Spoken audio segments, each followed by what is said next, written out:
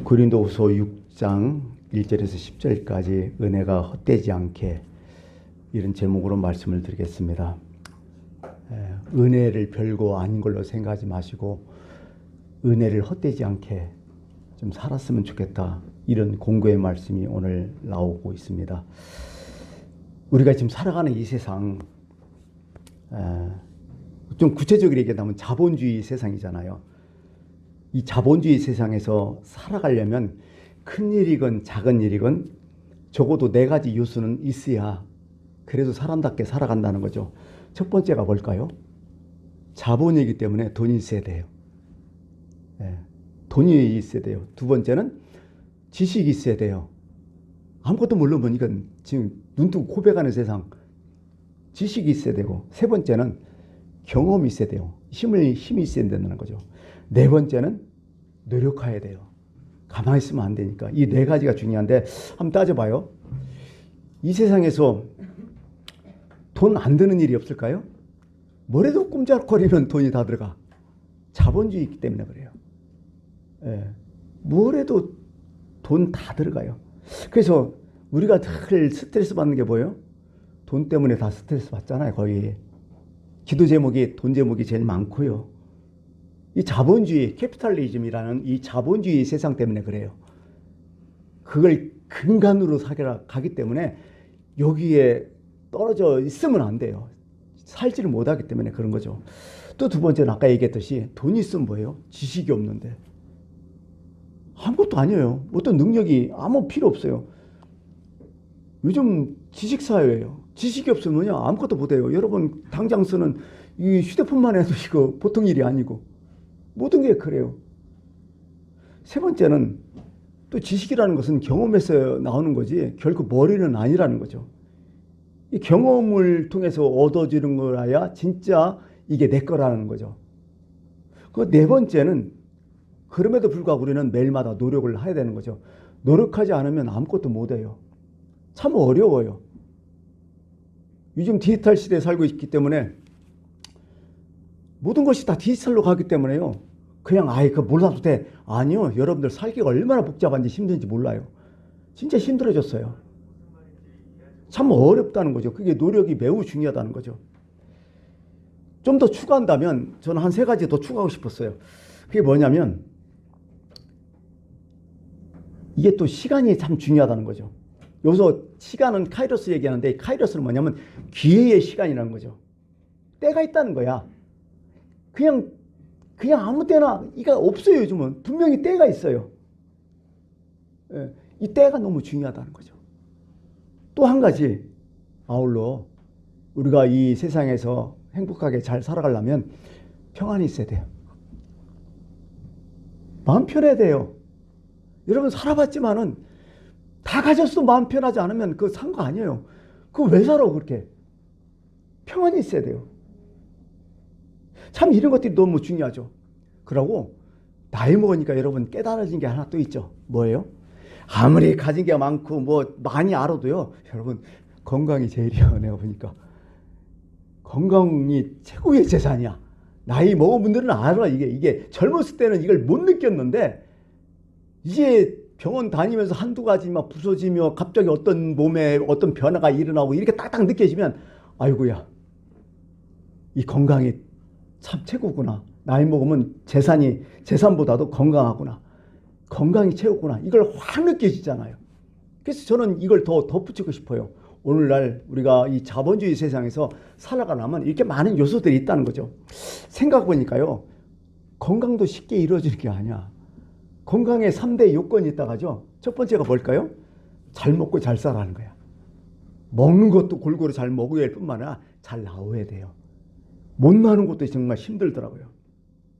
그 다음에 이거 알죠? 운동이야. 이 운동도 어떤 운동이야? 적당한 운동이에요. 세게 하지 말라는 거야. 의사들은 절대로 운동 세게 하지 말래요. 특히 정형외과 의사들은요. 운동을 과하게 하면 그 미친 짓을 하게 해요. 어차피 우리의 관절 이런 거 다 한계거든요. 신경이. 그게 소모품이거든요. 그 많이 쓰지 말라는 거야. 적당한 운동. 이런 운동을 해야 된다는 거죠. 또 마지막에 여기 또 들어가요. 뭐가 건강하겠어요? 마음 편한 게 제일 건강이래요. 스트레스는 어차피 받으니까 누구 뭐 스트레스 어지간하면 안 받으려고. 예. 성경에 또 나오잖아요. 잠언서 17장 22절에 마음의 즐거움은 양약이라도 심령의 마음의 근심은 뼈를 마르게 한다고. 아무리 뭐 잘 먹고 운동해도요, 스트레스 팍 받으면 아무 소용이 없어. 그거 도루묵이죠 뭐 완전히가. 어떻게 보면 마음의 즐거움, 이게 건강의 첫 번째 요소가 아닐까. 예, 그런 거죠. 근데요, 이 마음이 즐거우려면 그냥 되느냐? 이것도 또 고민이요. 이게 어떻게 보면요. 예, 알아요. 성경에도 그렇잖아요. 그 마음이 그 사람의 병을 이긴다고도 나와요. 마음이 상하면 병 절대로 못 이긴다는 거야. 잠언서에 나오잖아요. 그 병을 능히 이긴다는 거야, 마음이. 근데 제일 힘든 게 뭐라고 또 잠언서에? 자기 마음을 제어하는 사람이, 자기 마음을 컨트롤하는 사람이 성을 빼앗는 용사보다 낫다. 진짜 힘들다는 거야, 이것도. 그런 게요, 알면서도 못하는 게 또 우리의 마음이거든요. 그러면 일반적으로 우리의 마음이 평안하고 기쁨을 얻으려면 뭘 어떻게 해야 되느냐? 이 기쁨, 이 행복은 어디서 오느냐? 따져보면 세 가지예요, 또 이것도요. 바른 목적이 있어야 된다는 거야. 처음부터 목적이 잘못해서는 나중에 엄청난 스트레스라는 거야. 두 번째는 바른 가치관을 갖고 살아야 한다. 올바르고 똑바로. 세 번째는 바른 도덕성이에요. 구체적으로 얘기할까요? 바른 목적은 뭐예요? 여러분, 목적이라서 어떤 뭐 수단 이런 게 아니라, 여러분, 나 혼자 기쁘게 살려고 하지 말고 더불어 기쁘게 사는 목적을 가지면 그 사람 행복해. 그 사람 기쁜 거야. 그게 성경의 얘기야. 진짜 기쁜 건 뭐냐? 더불어 기뻐야 진짜 기쁨이라. 그래야 유효기간이 길다는 거야. 근데 나 혼자 내가 얻는 기쁨은요, 유효기간 더 짧을 뿐 별거 아니라는 거야. 사실 지나보면.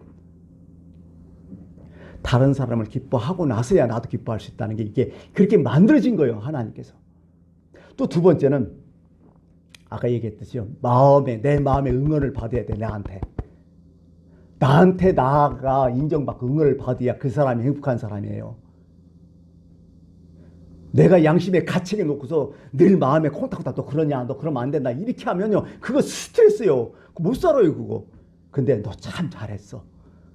너 선택 잘했다.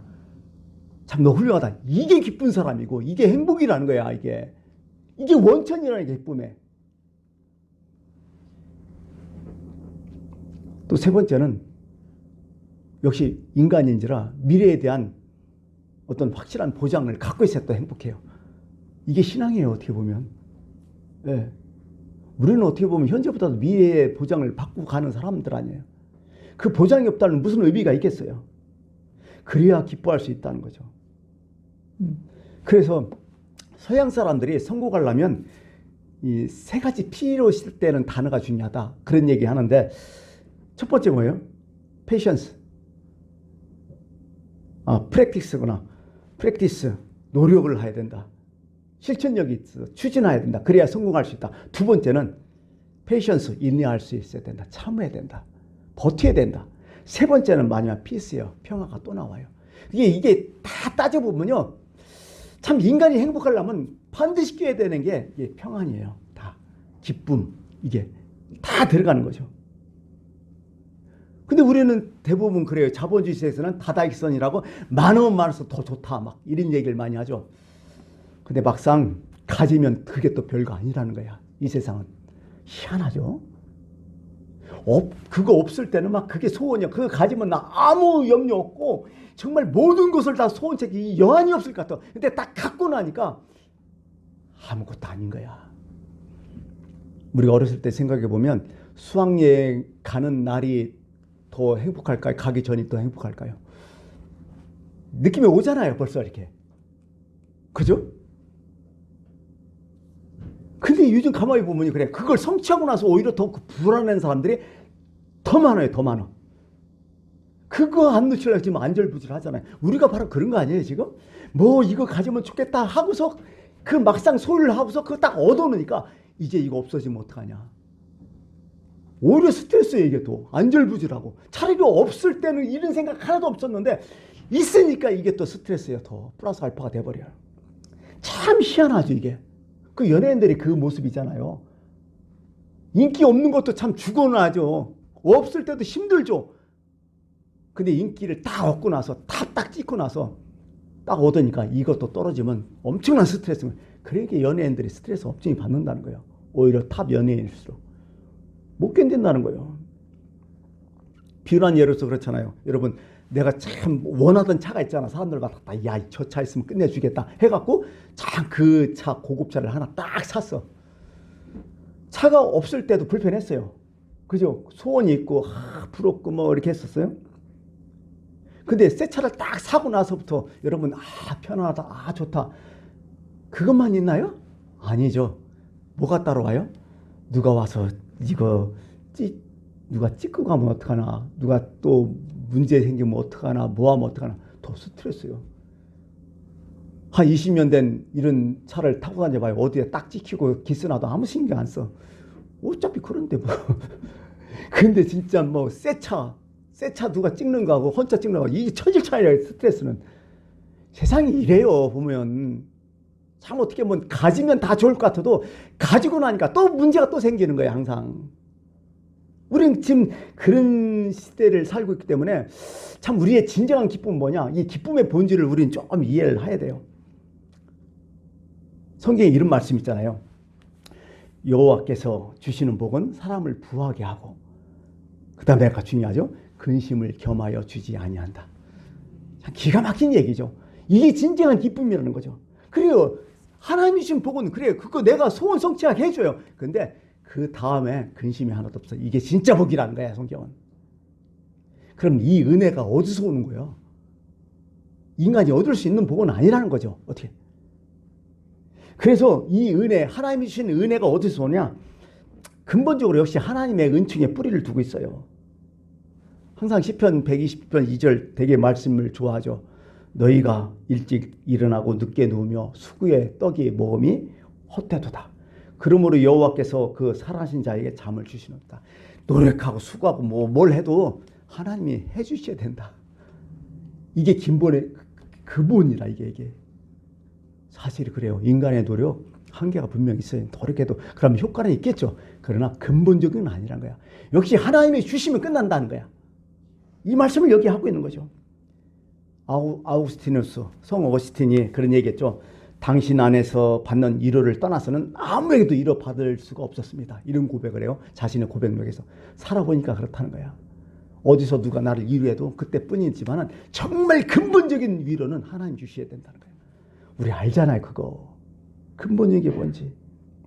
또 두 번째는요, 어디서 은혜가 오는가. 이제 첫 번째는 하나님의 근본적인 은혜고, 이제 우리 편에 생각한다면 역시 겸손한 마음에서 와요. 감지 덕지 않은 마음, 과분하다는 생각에 나오는 마음, 이렇게 낮아진 마음에서 거기서 기쁨이 있고 행복이 있다는 거야, 성경은. 에베소서 3장 8절에 이런 말씀이 있어요. 사도 바울의 고백이죠. 나는 성도 중에 지극히 작은 자로다 하고서 이렇게 더 작은 자에게 이렇게 큰 은혜를 나한테 주셨다. 내가 사도지만은 진짜 사도보다 가장 핫발이다. 이런 생각을 갖고 사역했어요. 또 한 가지 고린도전서 15장 9절, 나는 사도 중에 가장 작은 자라 하면서 나는 하나님의 교회를 받게 했다. 나는 사도라 칭함 받기조차도 감당하지 못하겠다. 그러니 이런 마음 쓰면서 얼마나 조금만 잘 돼도 얼마나 감사하겠어요. 참 목회를 하면서 느끼는 것은 가만히 보니까요. 하긴 세상 살면 똑똑한 사람이 있고 약간 미련한 사람도 있잖아요. 근데 대체적으로 똑똑한 사람들이 스트레스 더 많이 받아. 그 사람들이요, 의외로요, 기쁨이 더 없어. 똑똑하고 판단이 있고 이렇게 하면 더 기쁘고 더 잘할 것 같은데 사는 거는 의미 없어요. 더 힘들어, 어떻게 보면. 똑똑하니까 어떻게 해요? 그냥 자동적으로 이것저것 다 따져져. 막 개선적이고 합리성 따지고. 그게 좋을 것 같아도요, 나중에 보면 스트레스 팍팍 받는 거야. 그래서 잘나고 똑똑한 사람 이렇게 보니까 별거 없어. 오히려 그 사람들이 더 불안감 많이 더 느끼고 불만 더 많고 짜증 더 많이 내더라고요. 약간 멍한 사람이 좀 행복한 것 같아, 내가 봐도. 톨스토이의 바보 이반제비 나오듯이 약간 그렇게 좀 멍한 사람이 행복할 것 같아요. 예.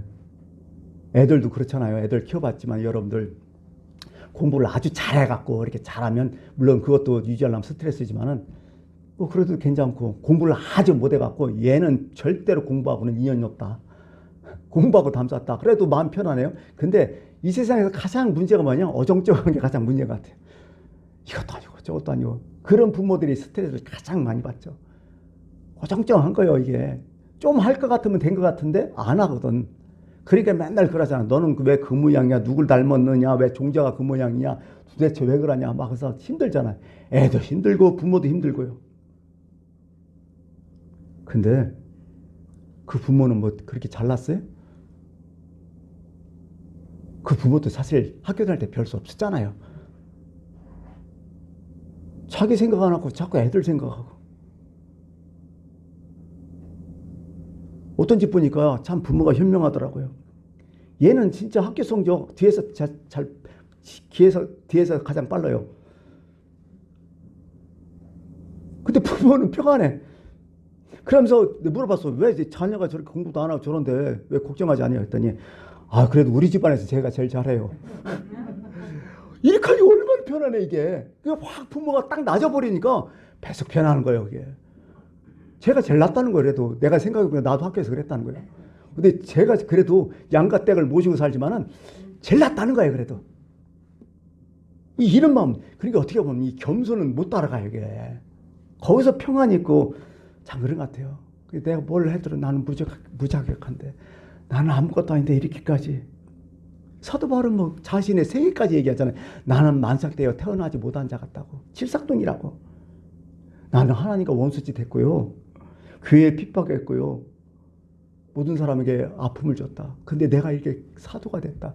그러니 나는 나 같은 사람이 하면서 늘 그 마음으로 이렇게 사역을 하니까 얼마나 참 행복하고 의미 있겠어요. 욥기도 그거 아니에요. 욥도 하루아침에 쫄딱 망하잖아요. 자식까지 다 죽여버리잖아요. 자기 몸뚱아리가 딱 남잖아요. 그러니까 뭐라게요? 생각해보니까 본전치기 한 거예요. 나는 원래부터 이런 사람이었다는 거예요. 완전 망하니까. 내가 원래부터 가진 사람이 아니라 원래부터 이게 망한 사람이라는 거예요. 그러면서 뭐래요? 내가 모태에서 알몸으로 나왔은즉 내가 지금 알몸으로 돌아가는 게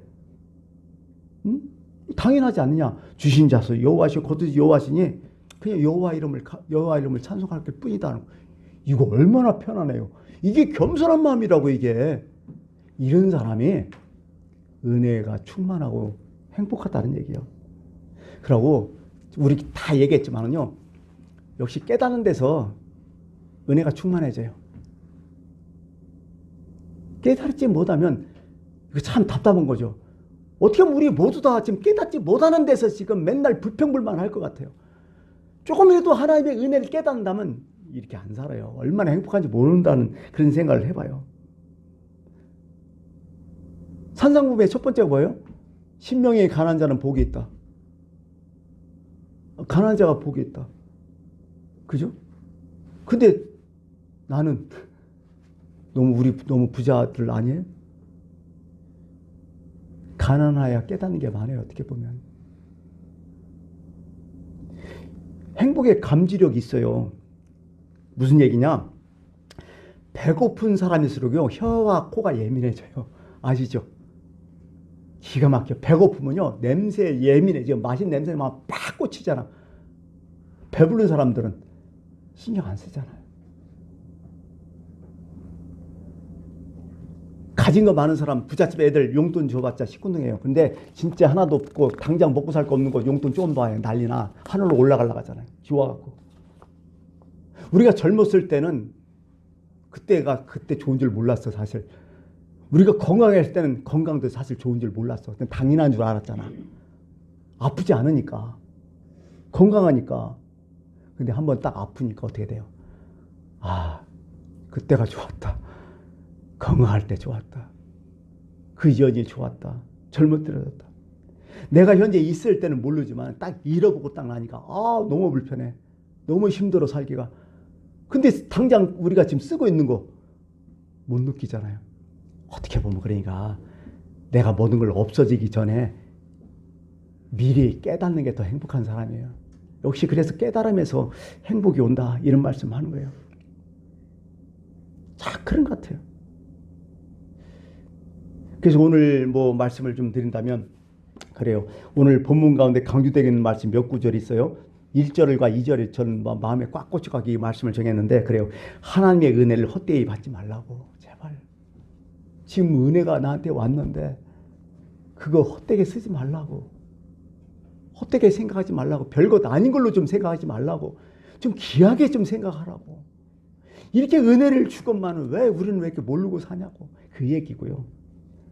만약에 은혜가 없다고 느낀다면 2절이죠. 보라 지금은 은혜 받을 만한데요. 보라 지금은 구원의 날이도다. 여기서 지금이 너무 중요하죠. 지금. 예. 과거 은혜 알지만은 지금도 계속 내리고 있다. 지금도 비가 내리듯이 계속 오고 있다. 비 올 때 비 맞아야 될 거 아니냐. 지금 은혜 가운데 살고 있다. 은혜의 담배 속에 지금 살고 있다. 지금이다. 지금 충만할 때다. 지금 채워놓아야 살지 지금 안 채워놓으면 앞으로 어떻게 될 거냐. 지금이 너무 중요하다. 이게 은혜의 현재성을 참 우리는 깨달아야 돼요. 은혜 받을 만한 때. 오늘 이 은혜를 받고 은혜를 깨달으며 살아가라. 어떻게 하면 매일 우리는 은혜 가운데 산다는 거예요. 매일 우리는 은혜를 받아야 산다는 거예요. 이 얘기가 이렇게 말씀을 하고 있는 거예요. 내일 생각하지 마세요. 오늘도 하나님의 은혜의 날이에요. 내가 살아있음이 너무나 감사한 거예요. 그래서 세월을 아끼라는 것을 뒤바꿔 놓으면 뭐예요? 그 은혜를 깨닫는 게 세월을 아끼는 거예요. 하루하루가 귀하다는 거예요. 은혜를 깨달아지니까. 아까 얘기했듯이 시간이 매우 중요한데요. 카이로스라는 것이 기회의 시간 아니에요. 크로노스는 일정한 시장이지만 카이로스는 어떤 기회의 시간인데 그리스 신화에 기회의 신 있어요. 카이로스의 모습이 뭐냐면 그 그림을 보셨는지 모르겠어요. 기회를 표현해 주기를 어떻게 얘기했냐면 앞에는 머리가 풍성해요. 막 엄청나게 풍성해. 근데 뒤에는 머리가 대머리 하나도 없어. 희한하게 생겼어요. 그 다음에 발 있잖아요. 발 뒤꿈치에 날개가 달려 있어요. 양발에 날개가 이게 달려 있고요. 또 두 손에는 한쪽에서는 뭐냐? 저울, 한쪽에는 칼을 들고 있어요. 이게 기회라는 거야. 무슨 얘기냐? 이 카이로스 기회의 신은 어떤 사람이냐? 앞머리가 딱 보여. 기회가 오면 잡기 편하다는 거야. 잡을 수 있다는 거야, 기회를. 근데 앞머리 말고 기회가 딱 지나가면 뒤에서 그게 기회다고 뒷머리를 딱 잡으려면 어떻게 돼요? 대머리라 못 잡는다는 거야, 기회. 그래서 기회는요, 잡을 때 잡아야지 떠나면 끝났다는 거예요. 그리고 이 기회는요, 얼마나 빠른지 아까 발에 뭐가 있어요? 날개가 있잖아요. 날개처럼 확 날아간다는 거예요, 기회는. 순식간이라는 거야. 그 다음에서 문제는 이제 두 팔에 이제 저울과 칼이 있잖아요. 기회가 왔을 때에 저울과 같이 정확한 판단이 필요하다는 거야. 그리고 칼과 같이 날카로운 결단이 필요하다는 거야. 판단과 결단이 중요하다는 거야. 기회에서는. 바로 오늘 그 시점에 있어요, 우리가. 하나님의 기회에 있을 때 이게 날아가기 전에, 순식간에 없어지기 전에 기회 왔을 때 여러분들 결단을 내려야 돼요. 정확한 판단을 하고서 결단을 빨리 내리라는 거죠. 그게 바로 지금은 은혜 받을 만한 때, 이런 얘기죠. 이게 누구한테 했을까요? 고린도 후서니까 고린도 교회 교인들했겠죠. 초대교회야. 참 어려운 삶. 이때는 핍박받으면서 살았어요. 이때는 삶 자체가 뭐예요? 신앙 자체가 뭐예요? 죽느냐 사느냐야. 이때 너희가 은혜 받지 못하면 버티지 못한다는 거야. 지금 우리는 어떻게 살고 있어요? 죽느냐 사느냐가 아니잖아요. 잘 사냐 못 사냐 이렇게 살고 있잖아요. 한 단계 내려왔어요. 그럼에도 불구하고 하나님은 지금 은혜 받아야 된다는 거예요. 잘 살고 못 살고 떠나서 은혜면 다 된다는 거예요. 무슨 얘기인지 아세요? 요한복음 9장에 나오면 거기 어떤 사건이 나와요? 나면서부터 소경된 사람이 치유받는 사건이 있잖아요. 사람들을 그 소경한테 늘 판단 내리죠. 그 말 남의 어려움 좋아하는 사람 있잖아요. 그러면서 저 사람이 누구 죄 때문에 그러냐, 자기냐, 자기 부모냐, 별소리 다 하잖아요. 그때 예수님께서 오셔서 뭐라고요? 아니다. 이 사람한테 하나님의 영광을 나타낼 것이다. 영광을 위해서 이렇게 됐다 해서 딱 고쳐주잖아요. 딱 고쳤어요. 그 다음부터 어떻게 돼요? 이 사람한테는 외부적으로 시련이 엄청 많아요. 누가 떠줬느냐, 예수라는 사람이다. 나 그 사람 모른다. 어떻게 떠줬느냐, 이렇게 해서 떠줬다. 그 사람이 죄인지 은지 난 모른다. 뭐 하면서 막 그냥 시달려. 막 하면서 부모한테 물어보고 막 해서. 오히려 그 사람 눈 뜨고서 스트레스 많이 받았어요. 근데 그 사람이 이런 스트레스 딱 한 가지 살아나는 건 뭐예요? 내가 눈을 떴다는 그 은혜 하나예요.